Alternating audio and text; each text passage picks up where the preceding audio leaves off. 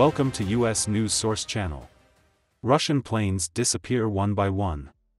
Moscow is in panic. Mysterious events after the explosions increased the concerns on the Russian side. After the simultaneous explosions at several military airbases of Russia, interesting developments took place at the Dyagilevo airbase in Ryazan, one of the regions where these explosions took place. Allegedly, the number of strategic and long-range bombers in this military airfield has suddenly started to decline. According to the statements, 10 Russian bombers at this military airbase were lost. However, it is quite remarkable that this incident took place after the drone attacks in the past days. As is known, as a result of this attack, at least one Tu-22M3 long-range bomber at the military airfield was damaged. However, according to the emerging satellite images, other planes are not in the area.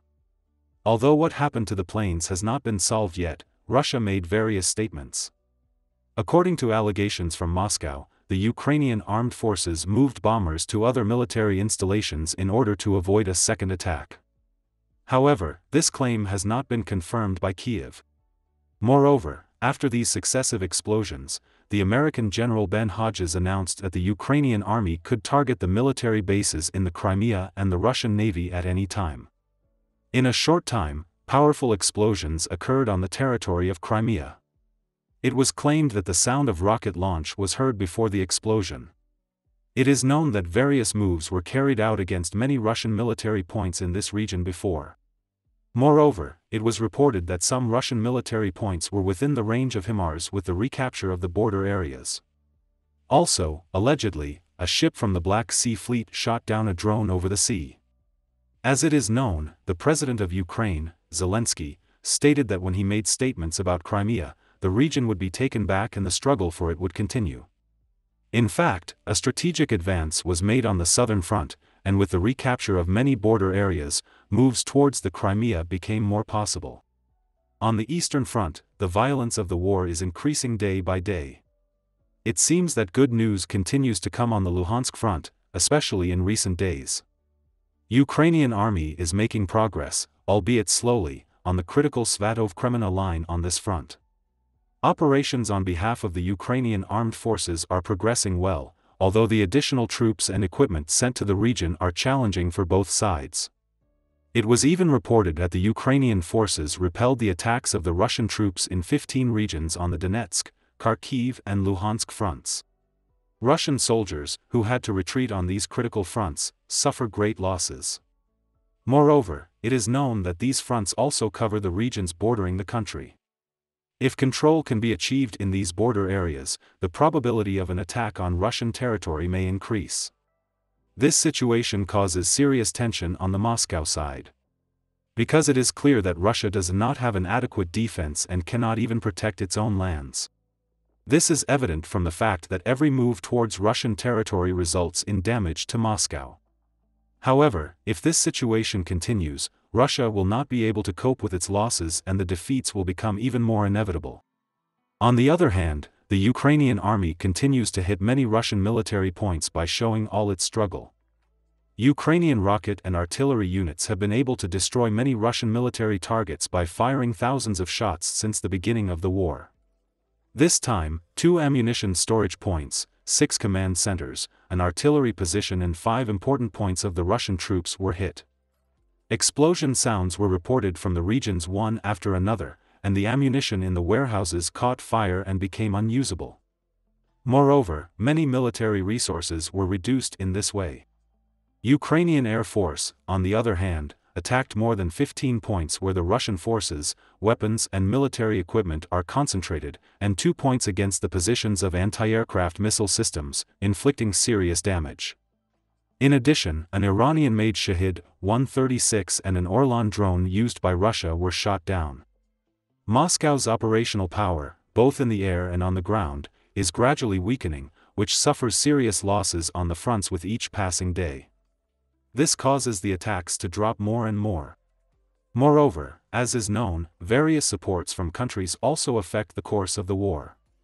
It is reported that the United States of America, which has provided significant support since the beginning of the war, has sent special military equipment to ensure that the Ukrainian army can cross the Dnieper this time. It was stated that these military equipment sent consisted of armored personnel carriers and fast boats that crossed various water barriers. It is estimated that these special equipment provided to the country is for the launch of new operations on the left bank of the river. It was also noted that the United States, in addition to the supply of high-speed boats to the Ukrainian army, began to send M11-17 amphibious armored personnel carriers.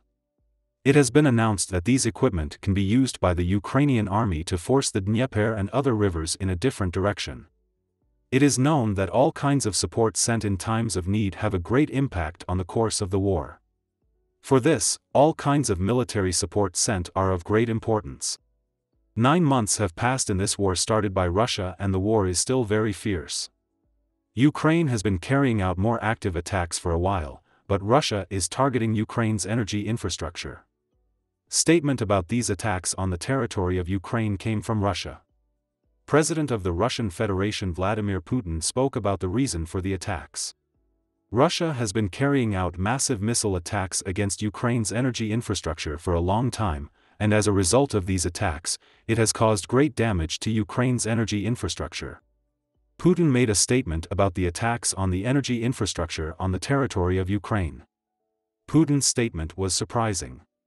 According to Putin, the reason for these attacks is revenge. In his statement about the attacks on the energy infrastructure, Putin admitted that they carried out these attacks, but he questioned who started it. He said Ukraine struck the Crimean Bridge, blew up the Kursk nuclear power plant's power line, and more. It is seen as a funny situation that Russia declared that the country with which it started the war decided to take revenge after attacking it. It is unbelievable that the President of Russia also presented these reasons for the attacks on the energy infrastructure on the territory of Ukraine. It is difficult for Russia's new statements and this reasoning to be taken seriously by Europe and support countries. Putin also stated that no one spoke out for what Ukraine did, but when Russia responded, everyone did. At the same time, he stated that this will not prevent Russia from fulfilling its duties.